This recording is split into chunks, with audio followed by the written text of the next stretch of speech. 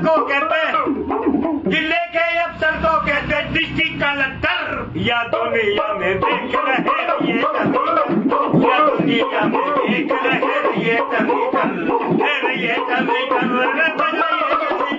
देश में पद्मश्री नामों की घोषणा हो चुकी है और इसमें अलवर के गफरुद्दीन मेवाती का नाम भी शामिल किया गया है। गफरुद्दीन मेवाती ये वो शख्सियत है जिन्होंने 68 सालों में अपने जीवन के करीब 60 से ज्यादा देशों में कार्यक्रम किए हैं और कई बड़े सम्मान अब तक वो प्राप्त कर चुके हैं।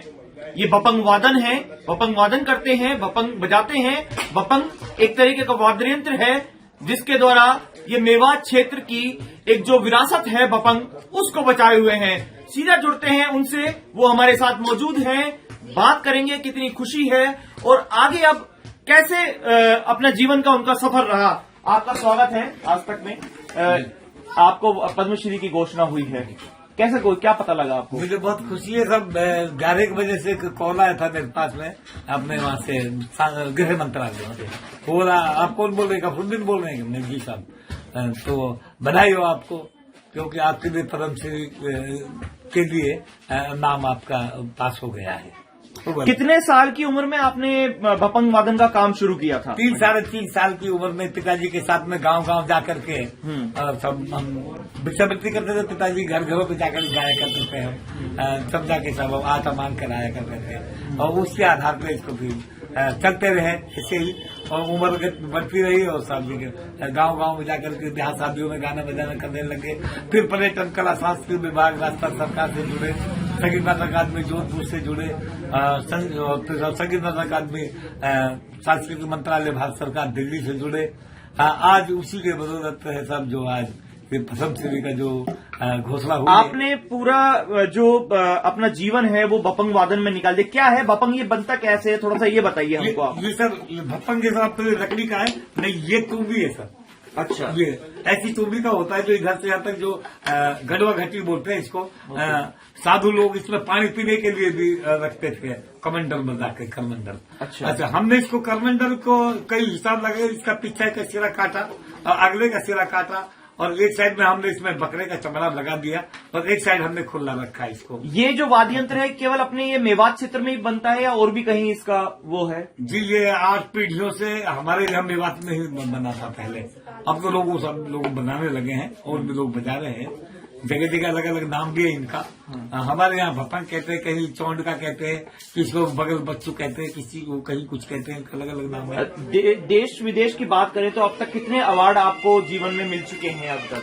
अब तक सब मुझे कम से कम 45 अवार्ड मिल चुके हैं और ये अवार्ड बहुत ही हर जगह से, हर क्षेत्र में काम किया हमने। स्वास्थ्य चेतना, जल चेतना और सब के लिए साक्षरता, इन सबों में हमने जो जितने भी भारत सरकार की जो योजना चली उन सबों में काम किया मैंने। और अपने भारत का ऐसा कोई मंदिर भी नहीं रहा जहां मैंने कार्यक्रम नहीं किया है।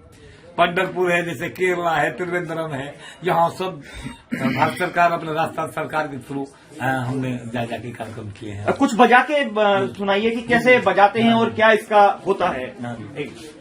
मेरे ब्रज भूम बाकी बसे जा श्याम सलोने कान, वो लूटन लगे गुजरी सकी परगट भये नादान। दादिर कहे जो गुजरी बात सुनो तब मेरी बहना, अभी मैं दद बेचन को गई मिली ग्वारन की सेना। कि जमुना जी के घाट पे बहन बन के बैठो डूट, नंद महल के ग्वाल में सकी मेरी ददली सब लूट। तो कहने लगी बहना वो 12 को तू जवानी नहीं समझ में आए, फिर वो दद कैसे लूट लियो। तो वो कृष्ण जी महाराज तो बच्चा है, वो बोले बहना 12 के नहाए क्यों? अभी वाक्य घना ग्वाल के ले रहा वो भी ना है एक, और जमुना जी के घाट पे सवेरे तू भी जो देख। तो जैसे कह रही थी अभी वो बालक तू जवान ही वा में लपड़ व्यक्ति 4, और कान पकड़ ले डावती सकी नंद महल के द्वार। तो बहना ऐसे ना है, बाकी तो बहुत ग्वाल दे रहे। वो कभी बालक बन जाए, कभी जवान हो जाए, बाकी कलान कोई पता ना का करे। वो बोला मैं सुबह देखूंगी। तो दूसरी सखियां इकट्ठे करके जाती है, लेकिन जाते इनकी दज लूट लेता है, मचकियों को फोड़ देता है। कृष्ण जी महाराज रूप से बेरूप कर देता है सखियों को। तो या कि माँ के पास, यशोदा जी के पास वो शिकायत करने के लिए जाती है। कैसे अरे हाँ समझा ले तेरा या लाला है ओ मैया, तू समझा ले या काना है रे मोहे छेदे रोड डगरिया, समझा ले अपना काना है रे मोहे छेदे रोड डगरिया, ओ मैया मैं चल भरने को जा नहीं दी, ओ बालक में आनंद मा नहीं दी, ये तो दुल्हा में गुजारो रे, ये तो दुल्हा में गुजारो रे। ये जो आपने सुनाया तो ये बोल क्या आप खुद ही लिखते हैं या कैसे? जी हम खुद बोल लिखते हैं अपने, और अपने हम कृष्ण जी के ऊपर लिखते हैं। हर कोई में जैसे प्रचार प्रसार काम होते हैं, जैसे भी तरीका कोई वो उसका वो होता है मैटर, उसी का आधार पर हम गाने बनाते हैं और सुनाते हैं। जैसे साक्षरता है और ये सड़क सुरक्षा है, इन पे कार्यक्रम देते रहते हम सरकार में।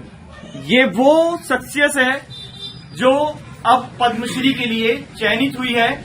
उषा चोमर के बाद अलवर के ये दूसरे शख्स हैं जिनको पद्मश्री मिलेगा, और पद्मश्री की जो लिस्ट हुई है आई है और जो पद्मश्री नामों की घोषणा हुई है उसमें इनका नाम शामिल है। और निश्चित रूप से इन्होंने जो अपने जीवन इस भपंग वादन को दिया, उस भपंग वादन को आज एक बड़ा सम्मान, देश का सबसे बड़ा सम्मान मिलने जा रहा है। आपके पिताजी? मेरे पिताजी और मेरे उस्ताद श्रीमान गफरुद्दीन मेवाती जोगी हैं। ये हमारी पीढ़ी दर पीढ़ी चली आ रही लोक कला भपंग वादन और पांडवों के कड़ा महाभारत। कितनी पीढ़ियों से आपका ये मतलब चला आ रहा है और कैसे कैसे मतलब आपको विरासत में मिली है ये चीज?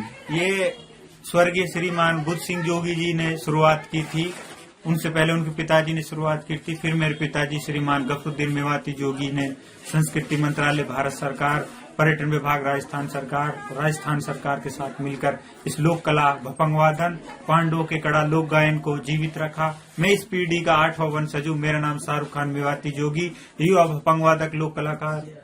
आपके अपने बच्चों को भी मतलब अब? बिल्कुल, मेरे जो बच्चे हैं, एक का नाम दानिश जोगी है, एक का नाम एविल जोगी है, और मेरे अंकल जिनका नाम तैयब खान मेवात जोगी है, उनके भी बच्चे सागर जोगी, सिकंदर जोगी, परंपरा पीढ़ी दर पीढ़ी। तो क्या आपको सीखने में मतलब ये जो कैसे दिक्कत हुई है? आपने देख देख के सीखा क्या? नहीं, बिल्कुल कोई दिक्कत नहीं हुई। ये हमारी पुश्तैनी विरासत है। भपंग जिसे कहते हैं, ये लकड़ी का बना हुआ होता है। इसमें वायर डालकर हम लोग बचपन में ही इस तरह से बच्चे को 3 साल होते ही इस तरह छोटे को थमा दिया जाता है। बचपन से ही मतलब आपने उस चीज को सीखा है? बिल्कुल, मैंने बचपन से ही सीखा है। मैंने सीखने के बाद अपने राजकीय स्कूल नवीन higher secondary school Bhagat Singh Alwar में बहुत कार्यक्रम दिए हैं। फिर मैं राजकीय कला महाविद्यालय अलवर से पढ़ा, MA किया, BA किया, BEd की, और डिप्लोमा इन कल्चर टूरिज्म। और राजस्थान में जितने भी राज्य स्तरीय कार्यक्रम हुए उनमें मैंने अलवर का प्रतिनिधित्व किया। और कैसा लग रहा है कि आपके पिता को एक ऐसा सम्मान मिलने जा रहा है जो देश का सबसे सर्वोच्च एक तरीके का सम्मान कहा जाता है? उसके बाद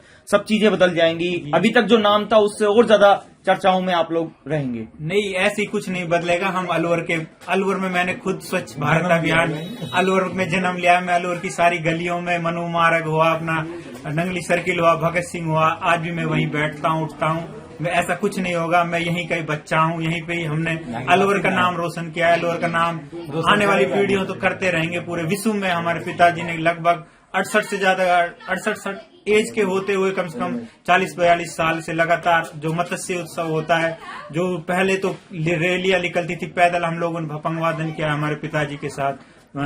जो अपना कंपनी बाग से लेकर महल चौक तक रैली निकलती थी। सन 2003 में मैं खुद था और मेरा दैनिक भास्कर में पहली बार फोटो लगा था। तब से मेरे को जुनून आ गया कि नहीं, अब ये कला जीवित रखनी है, और इस कला को मैं जीवित रखा। मैंने इतना पढ़ा और इस संस्कृति को सजोया। इनकी जो हमारे भारतीय संस्कृति के अंतर्गत आने वाला इतना बड़ा महाकाव्य है जिसे महाभारत कहते हैं, पांडवों का, जिसमें बैराट प्रसंग का जिक्र आता है कि बैराट में पांडवों ने अज्ञातवास किया, तो वो हमारे अलवर से वो मेरे दिल के कनेक्टेड है। तो मैं हर 7 दिन में 8 दिन में बैराट जाता हूँ और वहाँ की जो किस तरह पांडवों वहाँ अज्ञातवास व्यतीत किया, वहाँ पर जाकर मैं खुद दोहे और छप्पे की रचना करता हूँ। परिवार में कैसे खुशी का माहौल है जब से आपको ये पता लगा है कि पद्मश्री मिलने वाला है? बहुत ज्यादा खुशी है। अच्छा, परिवार के लिए, आप लिए, हमारे लिए बहुत खुशी है। मेरे कभी ऐसा सोचा था कि पद्मश्री के लिए कभी नवाजे जाएंगे, या मतलब? बहुत दिन से सोच रहा है। अच्छा, सोची थी आपने? हाँ। आप जीवन में मतलब जैसे क्योंकि परेशानियों के जो साल रहे होंगे शुरुआत में, आपने हमेशा साथ रहा, साथ निभाया, हाँ। तो कैसा मतलब लगता, कैसा दिक्कतें आती थी पहले? पहले कुछ दिक्कत तो नहीं आती, पर बेटा गरीब है ये है हमारा। हाँ। ऐसे ही कमाता खाता रहे, अपने चलता रहे, बच्चा पालते रहे, ऐसे ही है। और अपने खूब गाता बजाता देश विदेश में सगड़ जाता है। आप भी गए हो कभी प्रोग्राम में साथ? नहीं, मैं नहीं जाती। आप नहीं जाते? नहीं, हम तो घर रहते हैं, हमेशा नहीं, ये अकेला था। अकेले जाते हैं। और परिवार और ले जाए 10-10 आदमी, 15-15 आदमी ले जाता अपने साथ में, पर हम नहीं जाता, हमारा बच्चा ना जाए। कभी आपने देखा इनको बड़े कार्यक्रम में कहीं बजाते हुए या सुना कभी? हाँ, खूब सुने। नहीं, घर के अलावा कार्यक्रमों में? बाहर भी सुनते हैं, दूर से जाकर, ऐसे नहीं बैठते बराबर से। अच्छा, कितने बच्चे हैं आपके? मेरे 4 लड़की है, 1 लड़का है। अच्छा, तो बच्चा भी, बेटा भी बजाता है बपंग? हाँ, बेटा बजावे बपंग। अब तो पोता भी सीख रहा है, 2 लड़के पोता है। वो भी सीख रहा है। हाँ।